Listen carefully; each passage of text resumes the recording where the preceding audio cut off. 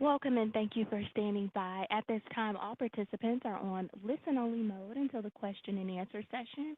At that time, if you would like to ask a question, you may do so by pressing star, then 1. Today's conference is being recorded. If you have any objections, you may disconnect at this time. Please continue to stand by. Your conference will begin in just a few moments. Once again, continue to stand by. Your conference will begin in just a few moments.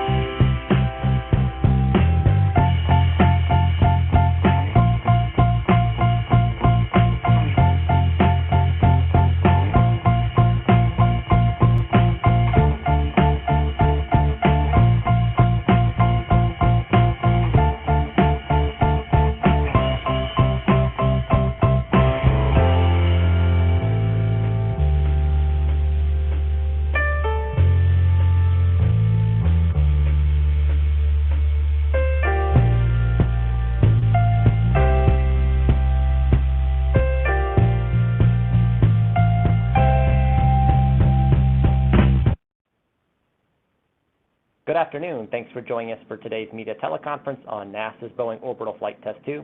I'm Josh Finch with NASA's Office of Communications. Senior NASA and Boeing representatives are here to talk more about Starliner's uncrewed flight test to the International Space Station as a part of NASA's Commercial Crew Program, including Kathryn Lueders, Associate Administrator for the Space Operations Mission Directorate at NASA Headquarters, Steve Stich, Manager, Commercial Crew Program at NASA's Kennedy Space Center, Joe Montalbano, Manager, International Space Station Program at NASA's Johnson Space Center in Houston, Nappi, Vice President and Program Manager, VST-100 Starliner for Boeing, and Dr. Michelle Parker, Vice President and Deputy General Manager at Space and Launch for Boeing. We're going to begin with opening comments from our speakers, and then after that, we'll take media questions. First, we'll go to Kathryn Lueders. So thank you all for being here.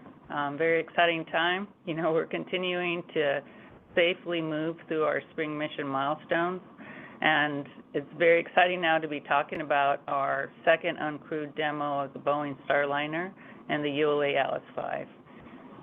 This is a really important step in our continued goal of having, two U.S. crew transportation capabilities to the ISS. And as you know, robust crew services is really important to our sustained commitment to our research, the science and technology development that we're doing on the ISS, and it's critical for us meeting our exploration goals. I'm very proud of the CCP, Boeing, and ULA team that has been carefully getting their hardware ready while also resolving the issue that had interrupted our previous flow. The team's working and through their final reviews right now and headed toward our agency-level flight readiness review, which I'll be chairing on May 11th.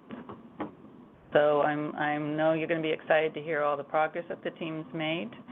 And to give the next status, I'll introduce Steve Stich, the Commercial Crew Program Manager. Okay. Thank you, Kathy. I'm really happy and excited to be here today. It's an exciting week for us with our flight readiness reviews coming up on Thursday and Friday, and also with Starliner making its journey over to Complex 41 and getting it back to the pad. It's very important to commercial crew to have our second transportation system up and operational to continue our assured access to ISS and also to grow the lower orbit economy. Super proud of the Starliner team and the NASA team over the last 8 months. It's been a hard 8 months, I would say, but very fulfilling that we've resolved the problem with the oxidizer isolation valves and we're headed on toward launch. It's going to be an exciting mission on OFT-2, testing out the rendezvous system on Starliner. Also, the NASA docking system will be used for the first time as we dock to the ISS Node 2 forward port. And also, we'll have some docked operations to test many of the Starliner systems while we're docked to the space station. So a big, important test flight on the way to our crewed flight test. Every flight like this is a flight test, and I suspect we will learn a few things on the way, and we'll continue to improve Starliner as a result of this flight. We spent 8 months doing a deep dive on the oxidizer isolation valve anomaly. We have good root cause now, and it's been to the program control board and closed out between the joint Space Station Control Board and Commercial Crew Program Board, and we'll take that to Kathy on May 11th at the FRR. So we've closed that anomaly, and it's great to have that behind us. I know Mark will talk a lot about the hardware, getting ready to go fly. The spacecraft is fueled.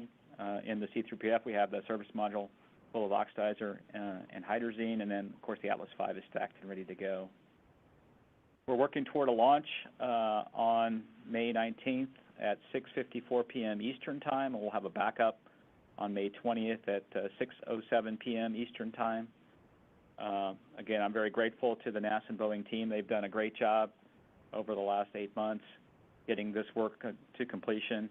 The astronauts on board, when we talked to them prior to launch, the crew 4 astronauts, Chell, Bob, Hines, Jessica, and Samantha, they're excited to see Starliner arrive very soon.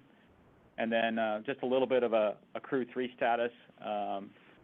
We are working toward an undock at 1:05 a.m. Eastern Time on May 5th, with a landing for Crew 3 on as early as May 6th at about 12:37 Eastern Time off the coast of Florida. The vehicle on orbit's doing well. We've inspected the thermal protection system on Dragon. We've checked out the suits, the displays, and the ecosystem. Tomorrow we'll check out the comm systems and the guidance navigation control systems and the prop systems on Dragon. We'll have a weather brief tonight, about 24 hours prior to the undock time frame, and we'll take a look at the weather and see if we continue to press forward. And that's all I had. And with that, I'll turn it over to my good friend, Joel Montalbano. Hey, thank you, Steve, and thank you, everyone, for joining us for this mission overview briefing. Since we last talked, we've been focusing on board with the handover between the Crew 4 and the Crew 3, and that's going well. I've talked to the Crew 4 commander a number of times, and they are ready to take the helm as soon as we can find some good weather to bring the Crew 3 vehicle home. Last week, two of our cosmonauts also performed a Russian spacewalk to continue our outfitting on the multipurpose laboratory module and MLM that was delivered last year, and that has gone well. And so we're happy to continue moving forward with activities. You know, as we look forward to the launch of the Boeing OFT-2 mission and the docking, I can tell you Space Station team is ready to support, and we're excited to have another vehicle on board the International Space Station. This mission is a major stepping stone for Boeing and NASA as we enable, like I said, an additional crew provider to the International Space Station, and we consider this a landmark flight. The crew on board will be monitoring the approach, and we'll be able to send commands to the spacecraft if needed. Going uphill, this vehicle will be carrying about 500 pounds of cargo and returning with about 600 pounds of cargo. Steve mentioned the launch time was 6:54 p.m. on the Eastern Time on May 19th. After this vehicle undocks, the team will turn their focus to the SpaceX cargo mission currently targeted for a launch on June 7th. So with that, a huge thanks to the Boeing team, the Commercial Crew Program, and all my ISS colleagues as we continue focused and look forward to this mission on board the International Space Station. With that, let me hand it over to Mark. Thanks, Joe. First, it's a pleasure to be part of the Commercial Crew Program. And since I've been on board, I've been able to witness how everything's been coming together for flight. And I'd like to thank NASA for the partnering that has taken place over the last 8 months to work the solution since OFT's first attempt and to get us where we are today. This was a really fantastic example of how NASA and industry work together in the best interest of our space program. It's really impressive to be part of. As far as the vehicle status goes, we're doing our final preps today. Those will continue through the night, and we'll be in a position to do a crew briefing at about 0400 or about 4:15 in the morning with the crew to begin movement at about 4:45. So we're in good shape to roll the vehicle over to the launch complex, and we expect to see the vehicle over there about an hour after we roll. The vehicle status, from the standpoint of what we've done for the last 8 months or so, there's been a series of integrated systems testing on the crew module that has built more confidence that it's ready for its operation, and it's got the highest probability of successful launch. So the testing is complete and all passed.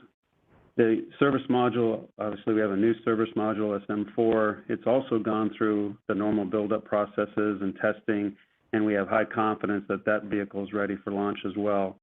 Once those two are completed independently or individually, then we stack those vehicles, the crew module and the service module. They again go through pre-rollout procedures and integrated testing. That's all been completed and good results from that. So over and above all of the normal work that we do to get the vehicle ready, the service module was also outfitted with a series of mitigations to alleviate the repeat of the oxidizers or valve issue.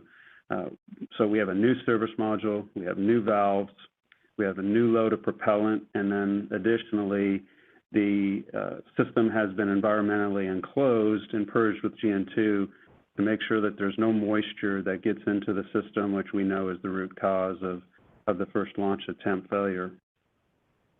The team consisting of NASA, our suppliers, and Boeing have worked very cooperatively to get to this point and can conclusively prove that we have isolated the cause and we have the right preventative actions to prevent reoccurrence. Michelle Parker will speak in more details, but there's been a significant amount of testing and root cause analysis that's been performed by the entire team, our suppliers, Boeing and NASA, and we're confident that we have the right mitigation in place. We've also cycled the valves several times. We'll continue to cycle the valves until we get to launch day to boost the confidence that we have a system that's working. Very proud to be able to represent this team. We've learned a lot in the last 8 months. I've learned a lot since joining the program, and we're ready to take the next steps. Michelle Parker was the Chief Engineer for Space and Launch during this period of the troubleshooting and the testing and has a great deal of knowledge. Today, she's the Vice President and Deputy General Manager of the Space and Launch Division for Boeing, and it's my pleasure to pass the baton over to her. Thanks, Mark. Kathy and Steve and Jill, thank you. As Mark said, it's really an exciting time here as we head to the launch pad, and we're really glad to be supporting our NASA customer on this really important mission. Others have already said it, but I really can't say enough about how well the team, including Boeing, NASA, and the subs have worked together to get through this time and ensure that we are returning to the pad safely and with all systems ready to go, as Mark described. The spacecraft looks great, it's performing great, and it's ready for its trip out to the VIF tomorrow. The team is also prepared, been rehearsing, they're ready to go, and we're looking forward to a successful mission on the 19th. Just to say a few words on the oxidizer isolation valve issue that we've been working through since our last attempt in August. There's been significant progress. We have been able to narrow down the root cause and put mitigations in place that I'll talk about a bit to ensure that we won't have a repeat of that concern. So we're confident that we've got that surrounded and have the right process in place going forward. When we first, if you recall, when we first experienced the issue in August, we immediately set up an integrated investigation team. So that was all team members, NASA, Boeing, and our subs involved to look at all possible causes with the goal of understanding the issue, mitigating it, and returning to the launch pad safely and as efficiently as possible. And I'm glad to be able to say that the team has accomplished this goal and we're ready to go. As you may recall, we followed a rigorous process to ensure that we understood the behavior. We went through a fault tree analysis. We looked at all potential causes, used facts and data to eliminate all of the potential causes until we were able to hone in on the root cause. And so this remains the cause that we talked about in about the October timeframe of this combination within the valve of the nitrogen tetroxide, or the NTO, ambient moisture, and the aluminum housing of the valve. And so you need all three of those aspects to come together in order for the first two, the NTO and the ambient moisture, to react to create nitric acid, which then reacts with the aluminum housing of the valve, causing corrosion products. And those corrosion products then result in preventing the valve motion, which is a very, very small motion, like 30 mils of motion, and just the presence of those corrosion products can hinder that progress. So that's the root cause that we've had. We've completed testing both on and off the vehicle. So we did return the vehicle to the factory. As you know, we did a lot of testing on Service Module 2 with the valves that had experienced this issue to understand the behavior and really hone in on what we were seeing. We've also been able to remove those valves since then and do disassembly of valves that were a valve that was stuck, a valve that was intermittent, and a valve that wasn't stuck. And what we saw within those valves were these corrosion products, as we've mentioned. So we were able to confirm the presence of these products in the way that I just said.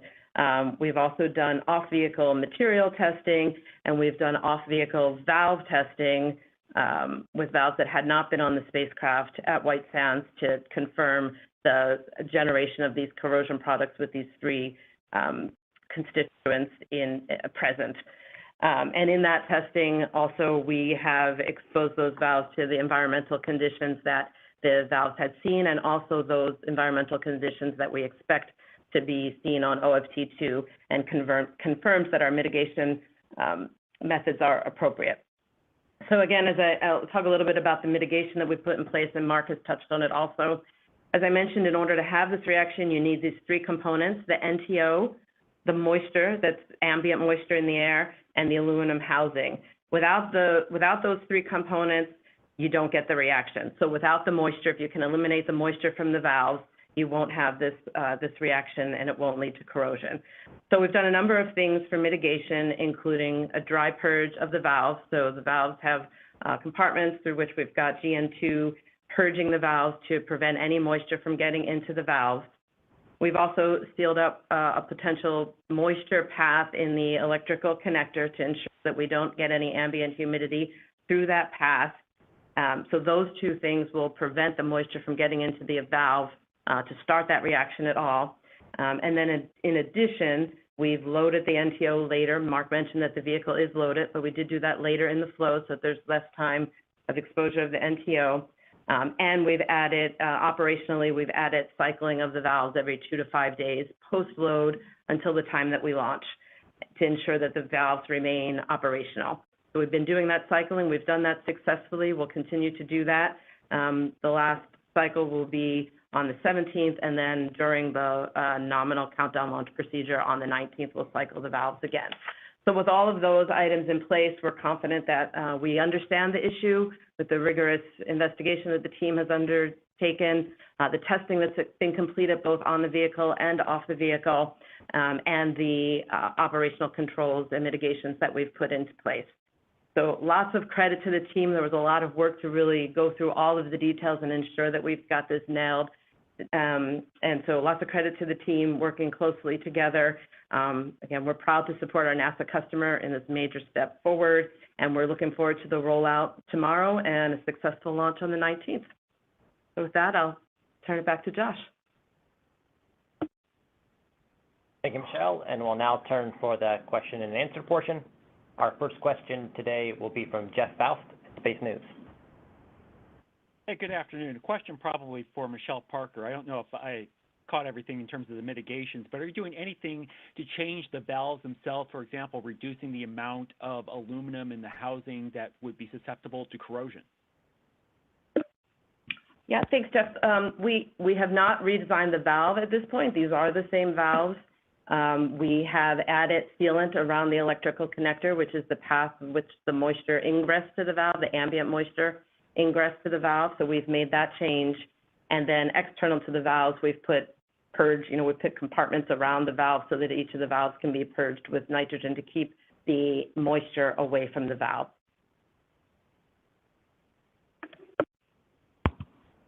And our next question is from Bill Harwood at CBS News. Yeah, thank you very much. This is probably for Michelle too, I guess. I've always been wondering if there's something unique about the Starliner architecture that you had the problem there when, all rockets, use these propellants and have valves. And I'm just wondering what you might have learned that shed some light on why you guys got stuck with this corrosion issue. And I don't recall things like this on other vehicles in the past. Maybe a dumb question, but I just was curious what insights you might have. Thanks. Yep, no problem. Well, I'll just point out that we did successfully use these valves on OFT-1, so they were successfully used there and during our SM hot fire test. So we have successfully used the valves. We didn't learn anything specific about the valves other than what I mentioned, that we're sealing this ambient moisture path. There was a path that would allow, if there were humidity in the air, for that humidity to enter into the valve. So we have sealed that path. The migration of NTO through Teflon is a known phenomenon. That is known to occur. It has occurred in other valves. But Teflon is the most appropriate material to use in the presence of NTO. And I would say the one other learning that we've had is the duration of time that we loaded, that the NTO was sitting in the vehicle. And so, as I mentioned, we have loaded as late as possible to ensure that we've got a successful launch. Thanks. And hey, Bill, these prop ISO valves, especially with NTO, that they're like the bane of our existence. So this is something, it is not a new phenomenon on the spacecraft side, but we're learning a lot about this as we're going through our spacecraft. I would add, Kathy, I would say, from my experience in shuttle, we had problems with oxidizer corrosion, and not specifically in an isolation valve, but with thrusters, and we had to take some mitigations to eliminate moisture and forming iron nitrates and things that caused some valves to stick on the shuttle RCS system. So it's a long-term kind of issue across human spaceflight and other spaceflight, having corrosion in valves with oxidizer exposure to moisture and permeation of the vapor across the Teflon seals, which we know happens. So. And we've done purge systems. We did the same purge systems, right? So it's to keep anything that's potentially open to the environment, keep that area dry. Same kind of mitigation.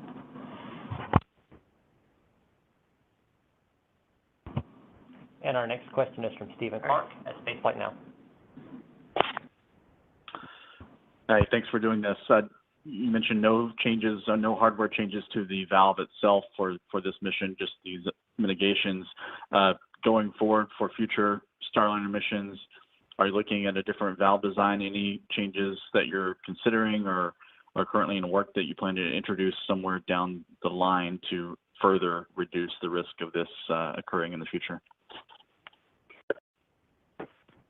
Stephen, maybe I'll take that one. And so we have a usable, as mentioned, we have a usable solution for OFT-2. We don't expect to have any issues. As always, we'll look long term and see if there are improvements to be made. As somebody mentioned, the aluminum housing may be one piece of that. But right now, we're confident in the solution that we have going forward, and we'll continue to look at future missions. And our next question is from Marcia Dunn, the Associated Press. Yes, hi. One real quick question and one longer one. If everything goes well on time, more or less, when would be the earliest you might expect to fly your first crew? And also, for the Boeing reps, do you have this sense of trying to have to play catch-up here? I mean, I'm assuming it must be frustrating or difficult watching the competition launch crews right, left all the time, and you guys are still waiting to get up and get to the space station. How do you cope with that? How do you deal with it? Is it in your minds at all as you work forward to launch? Thanks. This is Mark Nappi. I'll take the first part of that question. We have been working the next mission as well as getting ready for OFT-2. We have a schedule that supports working throughout this year and then getting in a position where we could potentially be ready by the end of this year. We understand we are going to learn a lot from OFT-2. That and many other variables will dictate where the final schedule falls with the launch of the CFT. But right now, we've got a target for the end of this year. And I think with regard to this is Michelle, with regard to the second part of that question, our focus is really getting to the pad safely, getting through the mission safely, learning as much as we can, and being able to provide a great service to our NASA customer. And that's our focus right now. I think there are a lot of exciting things going on in space, and as space professionals, we're always excited about everything that goes on. We certainly want to be a part of that. We're looking forward to the successful mission, and that's our focus really, is getting to the successful mission and being able to deliver this capability to our customer. I'll add to that. Oh, hey, go ahead, Mark. Sorry. Well, I was just going to add to that. I represent the workforce, and I talk to them frequently, and they're professionals. They understand what we're doing here. This is very difficult to build and develop and launch this type of vehicle. So they're very laser focused on doing this right, and that's really where their minds are. So we're going to do this the safest and with the best quality possible, and when we launch, we launch. And Marcia, I'd say, this is about a team, right? And so I'm very grateful that Boeing is not and Stich is not taking any shortcuts. We're doing it, one step at a time. Did extensive testing, made sure we took hardware off vehicles, went and did detailed failure investigation, made sure that we really understood this before routine vehicles up and bringing them forward into a launch campaign. And so that really showed to me a great deal of maturity and not being in a hurry. And obviously, we're also very grateful that SpaceX is giving us this opportunity to be able to have that time and fly. But these are the kinds of things you got to do when you do human space flight. And I think as a joint team with Boeing and SpaceX, we really, I've been very grateful to both providers operating in this manner and being able to provide this support. Thank you. And our next question is from Eric Berger at Ars Technica. Hi, thanks very much for doing this. Just a quick follow-up on Marsha's question and a second one. These are probably for Kathy or Stich. Mark mentioned that, they're targeting by the end of the year, but what do you think from NASA's perspective is kind of a minimum amount of time to analyze, data from this flight and clear Starliner? Is it 6 months? Is it less? I've heard it's 12 months. So just some clarification from NASA's perspective on that would be helpful. And then secondly, do you have all the approvals you need from the partners, including Russia, for Starliner to dock with the ISS? I recall this was kind of an issue with the first Dragon mission to ISS. Thanks. I'll take the first question, and then I'll let Joel take the second question relative to the partnership and allowing OFT-2 to dock. In terms of overall schedule for CFT, I think we'll just, as Kathy said, we're taking it one step at a time. Mark and his team are working to have the hardware ready for the CFT vehicle by the end of the calendar year. And then we'll sit down after the flight and review all the data from OFT-2 over a number of months, see how the vehicle performed, lay out the schedule for the rest of the certification work, and then we'll select a launch date when the time is right to go fly CFT. Both flights are very important to us, OFT-2 and CFT. I know my team's probably tired of hearing me say it, but I think the best path to CFT is a successful OFT-2 flight, because really this is the time that the vehicle is put through its paces in the space environment for the complex rendezvous and docking sequence with the navigation sensors on Starliner. And really the only way to test that we've found is in the space environment, also the NASA docking system as well. And so these are big, important steps on the way to CFT. And Joe, I'll let you take the second question. Hey, thanks, Steve. From the ISS standpoint, we had our stage ops readiness review last week, and everyone pulled go, including our international partners, all the international partners. As Kathy mentioned earlier, we will have the flight readiness review on May 11th, and so it'll be another opportunity where we'll engage management across the agency, as well as one more talk with our international partners, but we're not expecting anything other than a go at this time.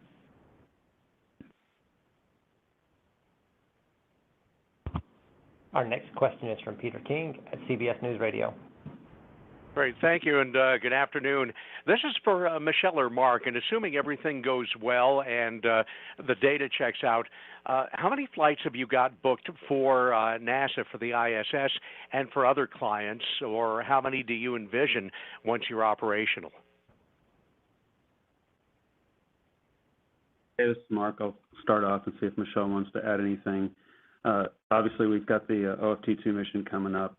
We have CFT at the end of the year, and then we have 3 PCM missions that are on contract, post-certification missions, and then there'll be a follow-on after that for PCM 4, 5, and 6 that are not authorized today.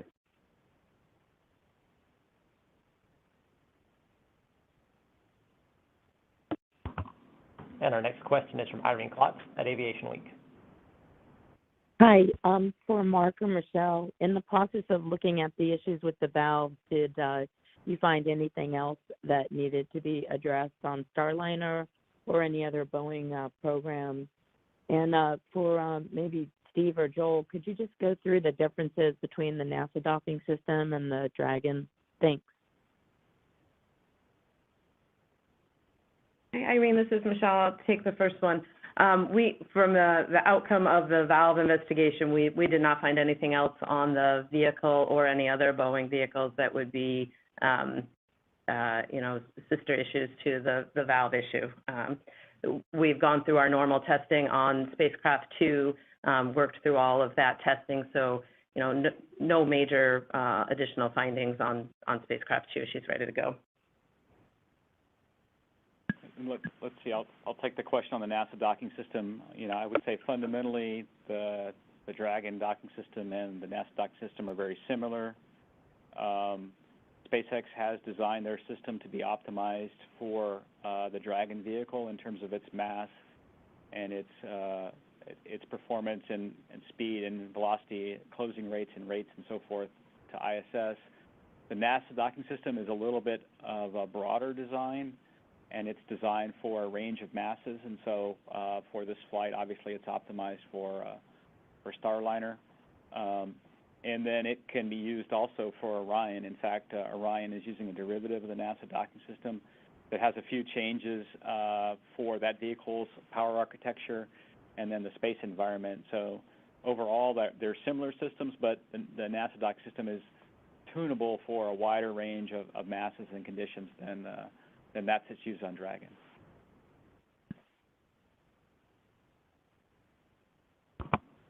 And our next question is from David Curley, the Discovery Channel. Thanks very much, Josh.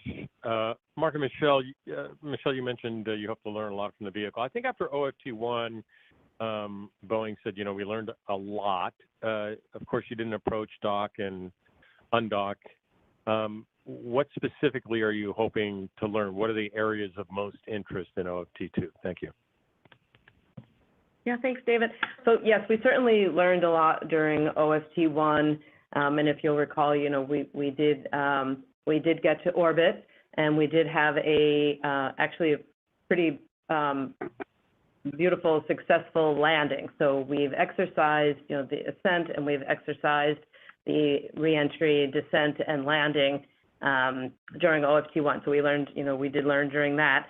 The areas that, of course, the whole mission of it is of interest to us, and we will learn. But the areas that we are, most looking at, because we haven't exercised them yet, are certainly the docking with the station, so approach to the station, and the actual docking and time that we spend on the station, and then the undocking. So those areas that we haven't yet demonstrated will be of particular interest to us. Although the entire mission, of course, we have criteria that we need to meet and demonstrations that we'll do, and the successful docking will kind of complete the test program that we've started during OFT-1.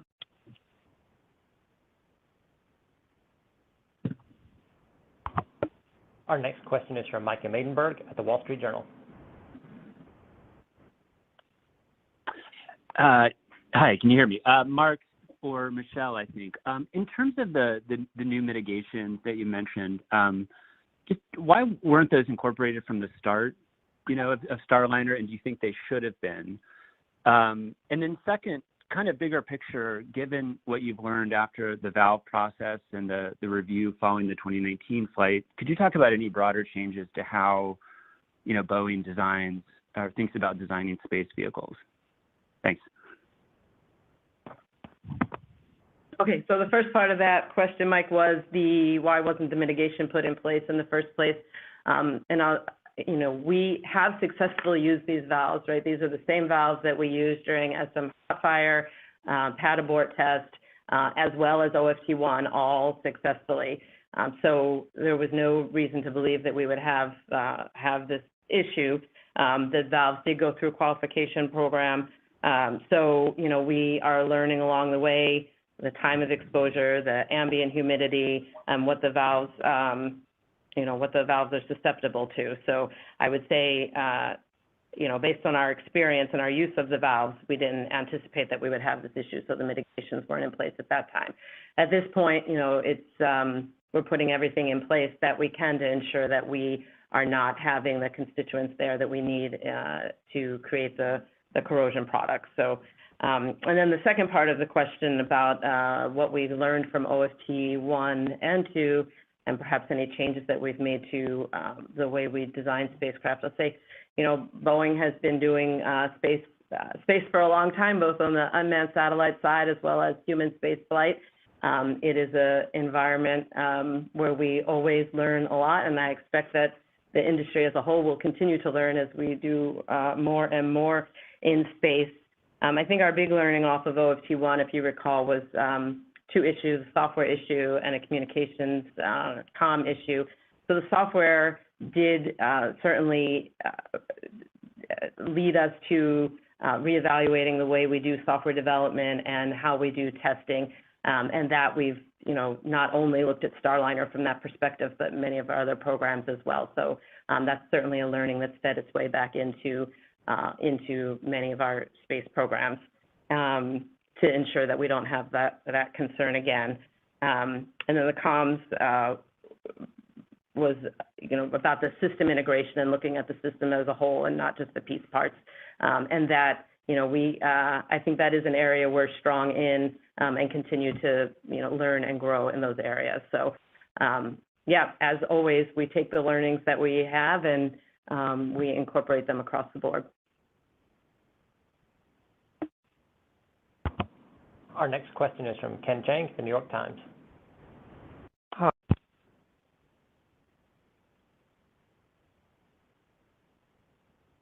And going forward with reflying OFT and the additional delays because of valves, it seems like this is now a money-losing proposition for the company. And obviously you want to fulfill your obligations to your customer, NASA, but Boeing obviously also wants to do things that are profitable. Ken, I'm sorry, the beginning of the question cut off. Would you mind repeating? Yeah, I was wondering if you could talk a little bit about the business case for Starliner going forward, given that you've incurred the additional costs of reflying OFT and the additional delays. Is this still something that Boeing sees as how do you make money on this at this point?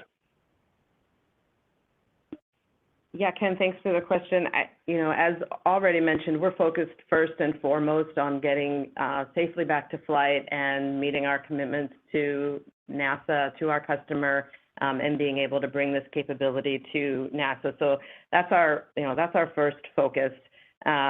We have other prospects. We have Orbital Reef that we're a part of the team there to use Starliner for transportation to Orbital Reef, and expect that there will be additional opportunities in the future. The vehicle is able to dock with different vehicles, so I think that gives us something to build on, and we're committed to the program. But first and foremost, and today we're really focused on getting back to flight safely, getting through our certification missions through OFT and CFT, getting to certification, and looking at the service to NASA long term.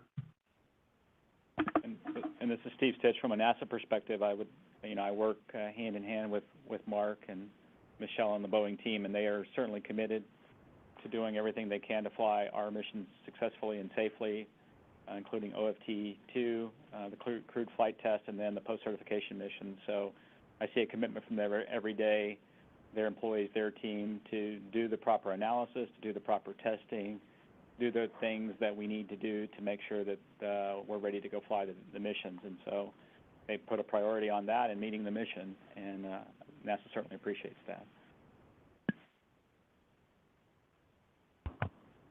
As a reminder, if you'd like to ask a question, please press star 1 on your phone to enter the queue.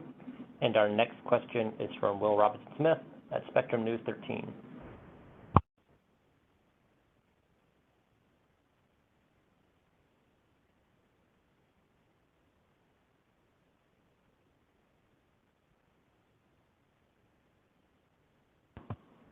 And I'll check in again for Will Robinson-Smith at Spectrum News 13.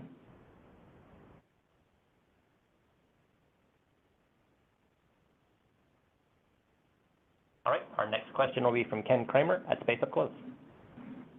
Hi, thank you for doing this. Can Boeing people talk a little bit more about the source of the ambient moisture, what you think it is, exactly a little bit more about the mitigation, and have you completely excluded the external rain that we had at that time? And if you could quantify the amount of the moisture that caused this corrosion. Thank you. Hey, yes, Ken. So again, we've done extensive testing on this. So we really do believe that the moisture is the ambient moisture in the air, just caused by humidity, both in the factory, potentially at the launch pad, but not the rain event, just ambient moisture in general. So again, the mitigation of purging the valve with the nitrogen will remove any ability for moisture to get into the valve to create the corrosion products. We've also looked at the environment both in the factory and at the pad. So we've got these compartmental nitrogen purges, as well as when we get to the pad and have to come off the individual purges, the ULA provides a vehicle level purge as well to ensure that that environment is dry enough, doesn't have that ambient moisture in an area that will get into the valve. So again, that's where and we've shown it through tests that the ambient moisture in the air, just through humidity, can make its way into the unsealed or unpurged valve in order to create the corrosion products. And the amount of moisture? Let me add to what Michelle said, and then perhaps you can have a follow-up. So in order to verify this theory, right, that it is moisture coming out of the atmosphere, we did testing at the NASA White Sands test facility with these similar oxidation valves. And so what we did is we had a test chamber and a valve that didn't have a sealed connector, and we exposed it to the kind of environment that we would have seen in the C3PF where the vehicle is processed, and also in the vertical integration facility. And we exposed it for a number of days, weeks, and time frame, let that moisture seep into the valve. What happens is this oxidizer vapor sort of draws moisture in, and so what we did is we took those valves and we sent them to the Marshall Space Flight Center, and Marshall has an incredible materials lab facility. Disassembled the valves, and they looked at the corrosion products, and they were very much indeed the same as what we saw on the service module 2 when we removed 3 valves and sent them to Marshall. So we know that it's this moisture being pulled in through the seal that wasn't well sealed, or the connector that wasn't well sealed, and that materials analysis confirmed that. So as Michelle said, what we've done this time, and NASA's been a part of this investigation, we've sealed the connector around these oxidizer isolation valves to eliminate moisture coming in to the area where that vapor could be near the aluminum housing. And then we have a purge, a dry nitrogen purge, that keeps moisture out. And so it really is, there's two barriers or two preventative measures for letting the moisture go into the valve. And I'll see if you have a follow-up. Just the amount of moisture that you found. I think it's so let me try to back up a little bit. So when the moisture comes in and meets with the oxidizer vapor, it forms nitric acid, and so that nitric acid then will corrode on the aluminum. So you don't really see moisture per se in the valve. What you see is a white precipitate material that's an aluminum nitrate that's formed by the nitric acid eroding part of the surface of the aluminum housing. And so you don't really see moisture. So it's really hard to quantify how much moisture went into the valve. We do know that as that vapor permeated, that there's a reaction that happens. So vapor comes across a Teflon seal, then you end up ingesting moisture, that forms the nitric acid, and as long as there's aluminum present for that nitric acid to react on, it continues to build more precipitate. So not precipitation, but the precipitate, the iron nitrate or the aluminum nitrate precipitate. And the source is just, I mean, if you've been in Florida in July, just imagine being outside. I mean, it's just the ambient humidity of, I mean, that just shows you, you know, this is kind of an insidious thing, because it's just, you have a vehicle on the pad, right, and it's that ambient, and then this very tortuous path. But we found out that those two things, and just being out there, Florida in July it's humid, right? And so it shows how, like Michelle said, this is hard. You know, you have this tortuous path and this environment that we've seen in some cases causes this reaction with the NTO. And so we learned something with it being out there in July. And our next question is from Mike Wall at space.com. Thank you for doing this. Just a quick question about the cargo. Could you go into a little detail about what's going up on OFT-2 and what's going to come back down again with it? Well, this is Joel. I'll take that one. The majority of the cargo going up is going to be food, and so about a little over 450, 460 pounds of the 500 is mostly food, and then coming back, we'll be bringing home some of the NORS tanks, the nitrogen oxygen recharge tanks that we have on board. They are used, and so we'll return them to the ground, refurb them, and then fly those again. And so that's the big highlights. We're also flying up some small vehicle hardware, some spacewalk supply hardware as well. Great, thank you. Our next question is from Will Robinson-Smith at Spectrum News 13. Hey there. Thanks for taking my question. Apologies for having to step away a moment ago. Wanted to ask, with the work that was being done to evaluate the valve issue and get ready for OFT-2, I know in the original process and throughout this with OFT that the crew for CFT has been involved. Can you talk a little bit about, I guess, question for either Michelle or Mark, what working with the CFT crew has been like in preparation for first OFT-2 and then successively CFT hopefully later this year? Thanks. Sure, this is Mark. I'll take that. First of all, it's been a pleasure to work with the crew. They've been very open with us on areas that they would like to see more information on.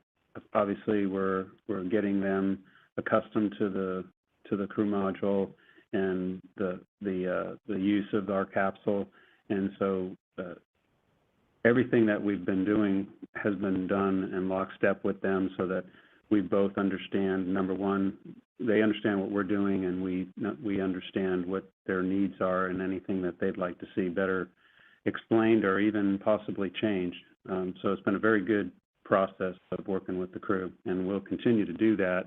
We have a big test coming at the end of July where we do a very structured walk through the vehicle and testing of the vehicle with the crew, and we're working towards that. And I would just add, this is Steve Stich. I mean, the crew's been involved in many things getting ready for their flight as well. Obviously training on the vehicle, the suits and the seat interface, display testing, the displays that will be used. They've been following along with all the software testing, including the mission rehearsal that Boeing completed recently for the OFT-2 flight. So they've been following along with not only the valve investigation, but many things on the path to the crewed flight test.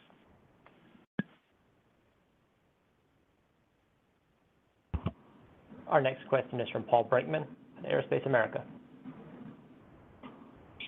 Hi, yeah, thanks for taking my question. I guess I would just like to ask Kathy if she could address whether NASA will be looking at its many different reviews of Starliner design and construction to sort of ask the question, why was this not identified as an issue in those reviews? Because Florida humidity is a pretty well-known factor, and NASA has been launching from Florida for decades. So is there something that can be done going forward to make sure that new spacecraft design are reviewed and tested for this issue? Thanks. Yeah, I think that's a great question, and honestly, one that we've been really looking at for the last 8 months, right? Where the team went back, honestly, and went through all the subsystem reviews and other pieces, and we're a pretty aggressive lessons learned team. I mean, we really believe in when this happens, going back and going, what did we learn out of this, and how does that help us going forward? And so there's a couple things. One is, like I said, this is a very tortuous path. I think the amount of wicking and that wicking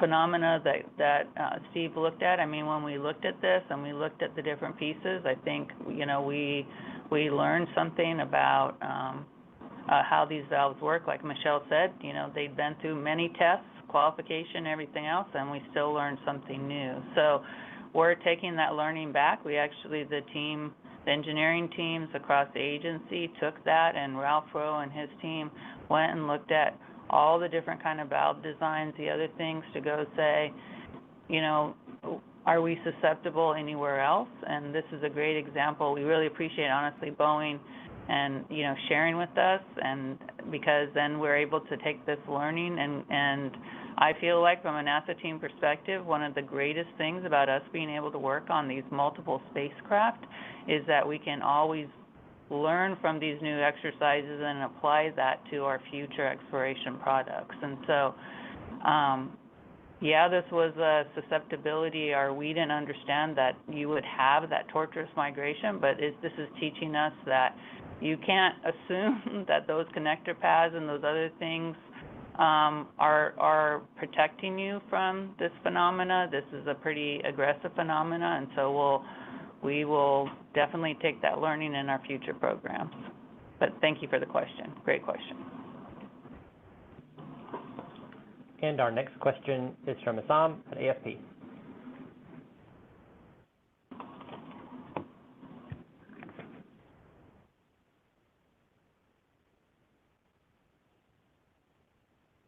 Sorry, hi. Sorry, I was on mute.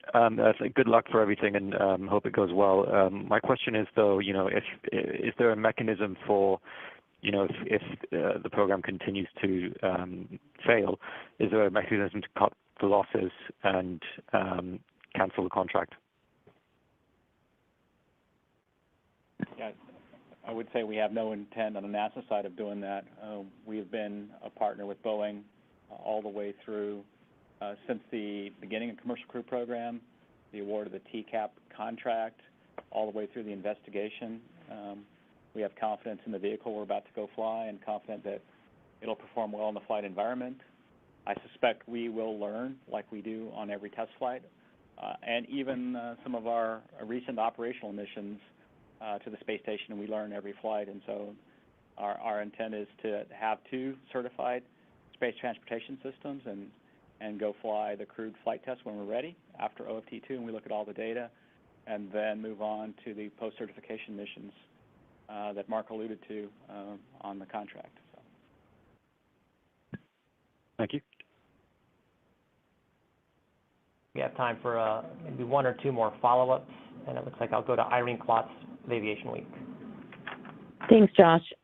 I just was wondering if there's going to be live video available from Starliner prior to docking, and also with the delays in the mission, if you're expecting to get through all 6 PCM flights before ULA phases out Atlas V, or will some of those be transitioned over to Vulcan?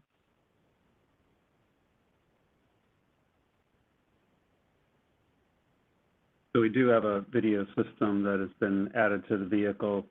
For this mission, we'll have a live feed of docking only, and then the rest of it will be information that can be downloaded.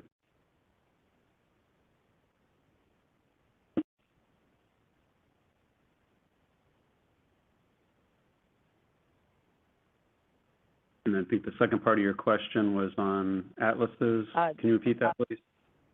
Yeah, just with the delays in the post-certification missions, if you're still expecting to get through all 6 on Atlas V before ULA phases out that booster.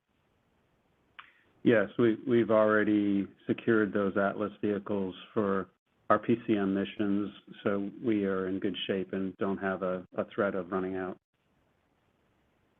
Thanks. And our last question is from Stephen Clark at Spaceflight Now. Hi, thanks for taking the second question. Just wanted to clarify something, and I apologize if I missed it. The GN2 purge into the service module propulsion system, when does that actually terminate before launch? Are you getting a purge while you're, after rollout from the VIF out at the pad, and when does that terminate? When does that purge end? And also wanted to maybe ask Kathryn Lueders if she has any update on the Space Launch System troubleshooting in the VAB since the vehicle rolled back. Any luck in finding that hydrogen leak yet? Thanks.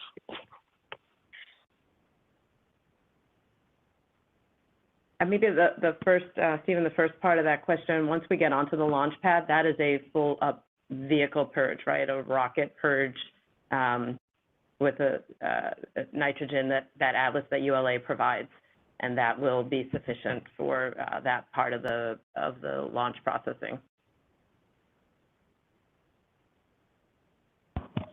Yeah, and Jim Free and the team will be doing a press conference on Friday, but I think troubleshooting is going really well, and they've identified some conductor fittings, and I'll let you save those questions for him on Friday. You guys can start getting your questions ready now. Thanks.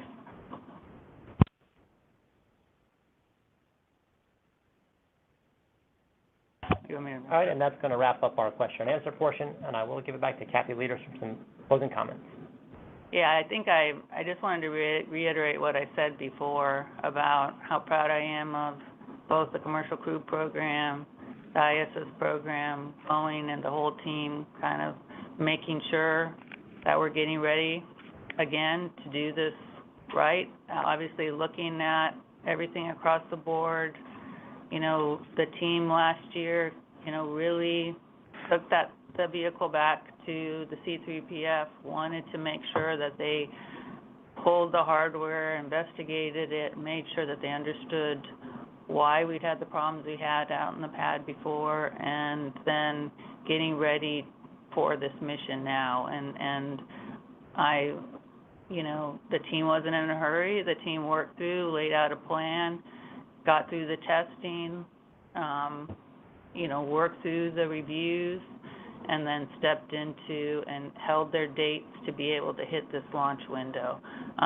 Very, very proud of them for doing that. And then again, wanted to underscore that, because of the partnership we've had, because of the fact that we had two providers, we're able to continue flying and enabling them to continue, SpaceX to continue to provide our crews to the International Space Station. It is a real partnership, and we'll continue to do that going forward. Thank you. And that's going to wrap things up for us here. NASA's Boeing Orbital Flight Test 2 is targeting to launch the International Space Station on Thursday, May 19. We'll have more on this important mission coming up as we track our reviews. You can learn more about the mission on nasa.gov/commercial crew. Have a good day.